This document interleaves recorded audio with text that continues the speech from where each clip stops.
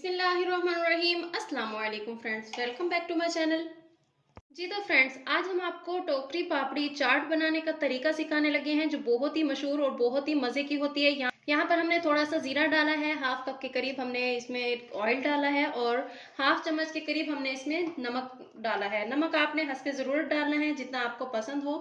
तो यहाँ पर हम इसमें मैदा डालने लगे हैं। मैदा आपने तकरीबन 1 कटोरी बनाना है, तो उस हिसाब से हमने 1 कटोरी ही लेना है। तो ये 4 चम्मच इसमें 1 कटोरी के हिसाब से हो गया। अब इसको गूंदना स्टार्ट करते हैं। सबसे पहले बिस्मिल्लाहिर्रहमानिर्रहीम। तो जी, वीडियो में आगे बढ़ने से पहले अगर आप मेरे चैनल पर नए हैं तो प्लीज़ मेरे चैनल को सब्सक्राइब कर दें, बेल आइकन को प्रेस कर घंटी को ऑल पर क्लिक कर दें, ताकि आपको मेरी हर आने वाली नई वीडियो सबसे पहले बआसानी मिल सके। अब यहाँ पर मैं आपको एक चीज़ दिखाती चलूँ। यहाँ पर आप देख सकते हैं मैंने ऑयल इतना डाला है कि ये इस तरह से आपके हाथ में बन जाए और इस तरह से टूटे। तो यहाँ पर आपको लगे कि परफेक्ट है, क्योंकि इस तरह से हम समोसों का भी आटा गूंथते हैं तो ये बहुत ही खस्ता बनते हैं, इस तरह से हम ऑयल डालें तो पहला पॉइंट ये हो गया। इस चीज़ का आपने ख्याल रखना है और पानी को आपने थोड़ा थोड़ा डालना है, ज़्यादा एकदम से नहीं डाल देना। तो जी, ये हमारा आटा फाइनल हो चुका है, तकरीबन हमने गूंद लिया है यहाँ पर।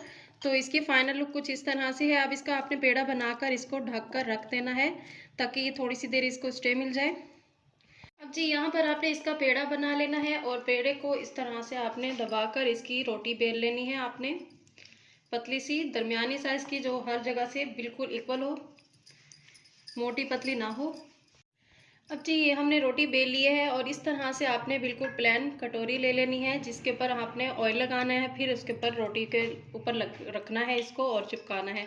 तो जी चलिए स्टार्ट करते हैं इसको। अब जी, यहाँ पर हमने इसको ऑयल लगा दिया है। इसको अब इस तरह से रखना है आपने, इसके सारे साइड से इसको इस तरह से चिपका देना है। इसको उल्टा कर लें बेशक, ये भी ठीक है। तो इस तरह से बिल्कुल बराबर साइज में सारी जगह से आपने इसको इस तरह से चिपकाना है। अब जी, यहाँ से आप देख सकते हैं, यहाँ से आप देख सकते हैं, इसी तरह से हमने इसको फ्राई करना है। चलिए इसको स्टार्ट करते हैं।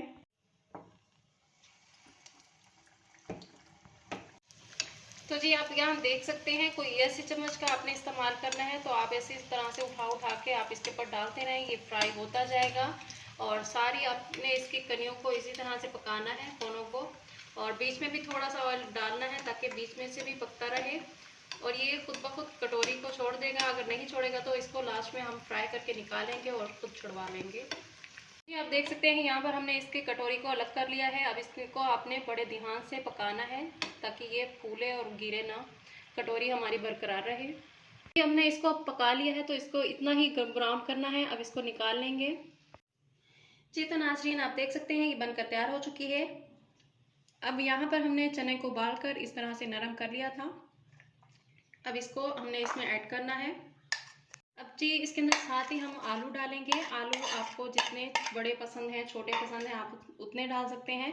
और साथ ही साथ हम इसमें छोटी चिली भी डालेंगे, ग्रीन चिली। हमने ज़्यादा बड़ी नहीं काटी थी, छोटी काटी है, और तीखा भी हो सकता है, आप इस चीज़ का ख्याल रखना। थोड़ी सी हम इस पर धनिया डालेंगे।